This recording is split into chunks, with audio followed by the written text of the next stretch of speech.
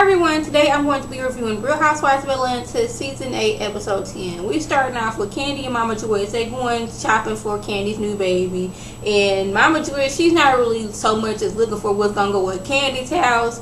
She's looking for stuff that's going to be at her house. And she planning on having babies sometimes. But good, baby go to grandma's house sometime and, give you time to relax. Or if you got something going on, the baby can be at grandma's house. So she's like, Mama Joyce, she doesn't really just want a crib. She wants a crib that can, one of those cribs that can convert from a crib to like a toddler bed to eventually a full-size bed. She's like, I ain't got time to keep on buying a bed every time the baby grows up a little bit. But Kandi, she was like, you know what, I got the money. She didn't say that, but it's like I took that as, I have the money, so I could just, buy a new bed. I want my baby's room to be fabulous. And Todd, he does not want any animals or any of that kind of stuff on the wall. But Mama Joyce was like, why? Then they get to discussing Phaedra and, how's Phaedra, getting along since you've been pregnant. And Candy's like, me and Phaedra, we haven't really been talking for a while. Some stuff went on. But Mama Joyce was like, you know what? Maybe I need to go see Phaedra and have some words with her. Because, she's like, okay, I can't be having you all stressed out. That was supposed to be your best good friend. Y'all was like Forrest and Bubba. And now y'all not talking. Maybe I should get into it. And Mama Joyce, she's very more calm. I know this is like episode 10 in, and she's more calm now. It was always, oh, this, you're doing that. But, she's turned over a new leaf. I guess when Kandi had Riley, Mama Joyce, she was still young. It's like, that's your baby, you gonna take care of your baby. But now it's like, okay, I want to do differently. This is my new grandbaby. I want to be more hands-on with my grandbaby. So, hopefully Mama Joyce, she stays on this good foot and she ain't getting all off the rail and start acting crazy. Her and Auntie and the Joycettes.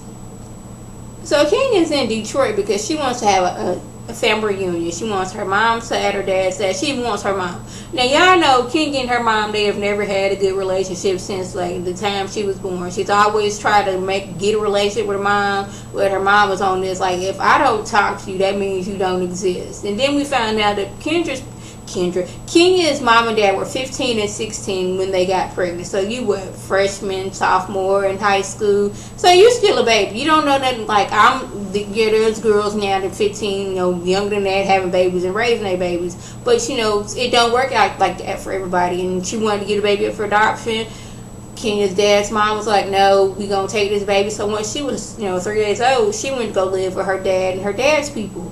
Mom was like, okay, you're out of sight, out of mind, therefore you don't exist. And Kenya's dad, he's trying to let her know, like, baby, just let it go. This woman, she don't want nothing to do with you. Just let it go. But she's like, the one person that she should have had, that should have loved her since the moment that, like, she came into this world, even before that, she just had it with that person. You should, like, me and my mom, I talk to my mom like 3-4 times a day. That's because me and my mom live in 2 different states, so I talk to her often, and I couldn't imagine not talking to my mom. But me and my mom, we have a close relationship, and it's sad to see like people who like your mom just has nothing to do with you, whatever the reason is. It is sad. And her dad's like, I've been trying to tell you since you was little, since you was 6 months old, since you was 5, since you was 12. Baby, let it go. But it's kind of hard to let something go like this. Like, I want a relationship with my mom, and it's kind of like she wanted this relationship so much with her mom that she was like, basically, daddy, you don't mean nothing. Stepmom, you don't mean nothing. The people who was there to love her,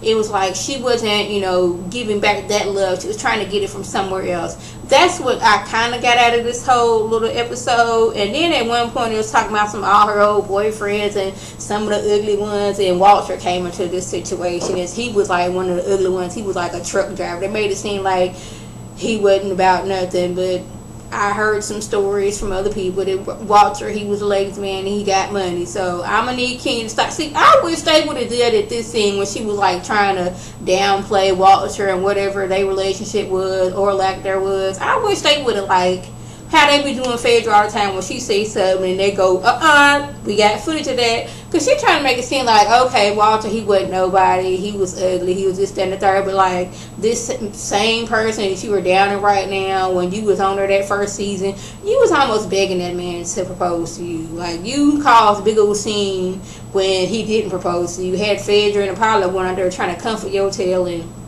you getting all hype because you thinking, well, watching them to this nice little surprise, wedding on the beach when it was only really for Peter and Cynthia. So I'm gonna need you to stop acting like, okay, Walter, you was nothing. Like, I ain't really like you like that when you was on TV trying to get this man to propose to you. So I'm gonna need you to stop on that one. So we have Porsche in London, and they get into this like heated argument because Porsche, she's still on this, okay, you're working for me, but you ain't really been working. Lauren, she's pregnant right now, and she's been sick, and she ain't really been feeling good. So she's like, I'm going to stay my tail at home. That's what I want to do. But Portia's like, no, you got to get out there and work. But I'm like, when different women have different pregnancies. Lauren, she's at this point where like she doesn't want to do anything. She just want to lay down because she's not feeling good. She's tired. She's nauseous. But Porsche, she's not really understanding it. She just like, I'm gonna need you to do your work and do it quietly. But Lauren's like, I can't. And then at one point, Porsche was mad, and I can kind of understand. I said kind of, because the packages were sent to the office and no one was there to receive the packages. I myself was like, okay, I know packages are coming today. If I can't be there, have somebody there to get the packages so they don't have to get sitting back and then I have to pay so much money.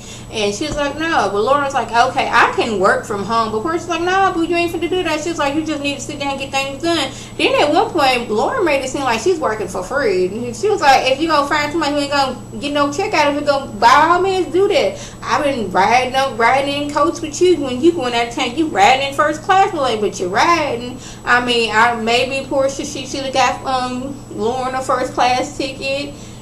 You should be paying your sister. But like, my thought was, hold up, Lauren, if she ain't paying you, why are you working for her? So y'all should have made an agreement from the beginning. I'm going to get X amount of money for the job that I'm doing. And yes, Porsche, she can kind of slack back. Like, Lauren, she's not feeling good. If you still need Lauren to do your help you and assist you, and Lauren can't come into the office, get Lauren a laptop so y'all can Skype and get stuff done like that. Maybe that's a good idea because she's still helping you, but she's not physically there with you. Y'all can still keep the Skype on all day if you want to. That way, y'all still talking, y'all still getting work done. But Porsche, you are wrong if you are not paying your sister not one lick a cent for doing all the job that you want her to do. And I was like, really? This is what we're doing? Y'all getting to arguing, y'all fussing and fighting, and you not paying this girl? I'm like, really? I'm going to need you to sit down, Porsche, if this is really what's going on. So we have Mama Joyce going to see Phaedra. Phaedra's in her office doing whatever, and I guess her receptionist comes out. It's like, okay, we have somebody here to see you. It's Miss Joyce. Now, when Joyce came in, I don't know if it was editing or what. She came in. She was like, I would like to see Miss Parks. He's like, okay, sit down. They just jumped to, okay, will you have a Joyce here? I was like, okay. How did you know her name? Did you already know Mama Joyce that you knew her name? Because I becoming more like actually looking and like delving into the episodes, because usually I'm so taking my notes that I ain't really catching stuff. I was like, hold up, she didn't give her name. Was this like one of them stage scenes? But okay, maybe she gave her name. We didn't see that. They cut that out. So Mama Joyce comes in and, Phaedra's already on this. Okay, Mama Joyce, she comes with the extra. Okay, what she got to say now? Because, last time she came to see Phaedra, she was mad that Phaedra, like, kind of said Todd and KANDI. So now she's like, okay, what this woman want? But Mama Joyce, she was like, she didn't heard that Phaedra and Porsche was saying a little something about KANDI. And Phaedra's like, you know what, it wasn't even like that. But she don't want KANDI to be all upset because KANDI is high risk pregnancy and she don't want nothing happen to her baby or nothing happen to her grandbaby. But she would like for Phaedra and KANDI to, mend their friendship and get things back together. And you can help out with this birthday party. Not birthday party, but this baby shower.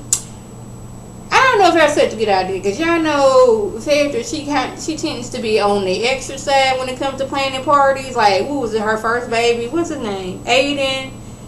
They all outside. They done went out of town 2-3 hours to a water park. He can't even swim yet. It's hot. She got 12 cakes for him to samples for the 12 months that he's been alive. And then, what was his second birthday or the other baby birthday party? They didn't rent out some mansion that has some presidential themed royalty. Y'all, Phaedra, she tends to be extra with her birthday parties and baby showers. You know how she had that shower for her, and they had all kind of ballet dancers, and her and Dwight was doing some of this, and y'all know she's extra. So maybe she's not the best person to be planning a party, because you know her and KANDI's style is not the same. She wants to be over top and theatrical, and KANDI, she don't really seem like she really went there for a birthday party. She was just, okay, it's just gonna be like close family and like a few friends. I don't want to like a whole bunch of extra people, and I don't want a whole bunch of extraness for my baby shower. This is what she's going on. But you know, Phaedra, she would rather have like somehow that she didn't rent some rocket ship to go to Mars and had a baby shower up there, or had a baby shower where they hanging from the sky or some crazy mess like that. So maybe Phaedra, she's not the best person to have a baby, you know, to help with planning of the baby shower. So Kenya and her family are touring Detroit on a party bus, and her dad, you know, he gives her another piece of the puzzle. Apparently, her grandfather was like, he don't want no more of his kids to bring any illegitimate children into this household. So I guess when she got pregnant, she was like, okay, and daddy don't want no more illegitimate children in this house, so I'm gonna give my baby up for adoption. And like that was like, that's what kind of tore us apart, because he was like, okay, y'all ain't finna do this, but like she was already in the family, so it's not like just because, I guess if she wasn't in the house that made it better, because like if you ain't claiming her, then you know she don't exist. So it may have been the grandfather's, you know, egging on as to why Kenya's mom didn't want her, because that's what the daddy's, you know, kind of making it seem like. It's like, yeah, every time I went over there, that man didn't even speak to me, didn't want to have nothing to do with me. It's like, okay, see, maybe this is the reason why, you know, she was like, okay, daddy, you don't want no more illegitimate children up in this house. Like, I guess he didn't have a limit of who, I ain't finna have all these babies out of wedlock. So when she got pregnant with Kendi, it was like, okay, I don't want to disappoint my daddy, so I'm just gonna give this baby up for adoption. So Kenya's like, okay, I just want to get some closure. So they pull up to her mom's house, and her dad's like, no, good doggone well, this ain't her house right here. No, see, I ain't even signed up for all this. And it was like a very awkward and like sad situation, because Kenya is outside knocking on the door, trying to like get any type of like response out of her mom, and she knows her mom's in there, because her mom's like, don't open that door, because she's like, this is Kenya and I just want to see you. And she's like, don't open that door, like lock the door, don't let nobody in, don't do it at all. So Kenya's dad comes out there, and he's like, you know, baby, just come on, she just let it go, because she's not gonna welcome you, she's not gonna talk to you, I don't want you hurting no more. So she's like, you know what, I'm done with it. She goes over to her auntie's house, and all her dad's people's there, and they having a little family reunion, and nobody in her mom's family showed up. Not even her Aunt Lori, which was sad, because you know her and her Aunt Lori, they are so tight. But apparently Aunt Lori came into town from Atlanta, but this just didn't come over to her dad's sister's house. So you know this is really hurting Kenya right now, because like that is like the closest person to her mom that she has, and like you like the closest thing to a mom besides her stepmom. But you know now Aunt Lori is not there, but she did find out from her, I guess one of her family friends was like, yeah, I'm guessing your mama told your Aunt Lori that you came over and told her you better not go over to that party or something else like that. So it was like sad. It's like you're kind of seeing how Kenya, she wasn't shown that love by her mom, so you know she showed love differently, but she was given love by her dad, but she just didn't receive it. So this is kind of delving into the psyche of her mom. But she was like, you know what, I'm just gonna let it go. I have my dad, I have my grandma who raised me. That's the closest thing I got to a mom as well. So I'm just gonna let go and just go on by my business. I'm not gonna reach out to her no more, because I've done all I can. She knows where I'm at, she knows how to reach me, so if she want to get in contact with me, it's gonna be on her. So Phaedra goes to see Todd about this whole workout video. So now she's the reason why, you know, it's taking her so long to pay him is she did the workout video. 12 hours later, she had the baby. Then Apollo was getting indicted, then he was going to prison. She didn't had a lot on her plate, but she gonna pay Todd. I mean, she ain't gonna release the video or anything, but she's still gonna pay him for the money that she owes him, because apparently he needs that money so much. It's not so much as he needed some money, it's that you owe him the money. So we gonna get that clear. And at one point it was seeming like, okay, this video don't look right. What's wrong with that? It's like, okay, this is just a sample so you can see what's gonna go on, so you can see that the video was recorded and edited. It just need to be put on a better, clear picture, or whatever they got to do. And then it's like, okay, we settled. I'm gonna give you your check tomorrow. Things gonna be clear. Then they get to talk about, you know, KANDI having a C-section, because KANDI, she was there when Phaedra had both her babies, and Todd, you know, he a little nervous. He ain't never been in the delivery room before. Me myself, I've been in there twice when my auntie had two of my cousins. First time I was 12. I was sitting in the corner, scared out my mind. I ain't see nothing, but I was nervous because I ain't never been that experience. Next time I was 13, I was, yeah, come on, yes, let's do this. But Todd, he like, this is like a whole C-section thing, and you know, he kind of nervous. He don't really want to see nothing. I kind of agree with you. That kind of mess up your mind a little bit. So he was like, you know, what's gonna go on? She's like, okay, they got a little curtain there, but ain't like you gonna be right there in the middle. But she's like, you know, I was awake. He's like, oh, so you was like fully like knowing what's going on? She was like, yeah, they, you know, they numb you from like the chest down, so you don't feel nothing, but you can feel like the pressure. And he's like, oh. I hope I can do this. But she's like, you know, you're just gonna be at KANDI's head. You know, you're gonna be right there, just comforting her right there. You ain't gonna be on that other side seeing all that stuff. So you're gonna be cool and all that stuff. Everything gonna be all right. She tried to, you know, let Todd know that, hey, it's gonna be all right. But you know, Phaedra's like, yeah, they cut you up and do all this stuff, pull the baby out. But she's like, she used to all this stuff since she a mortician now. But I didn't seen her do more lawyering. Then I seen her like.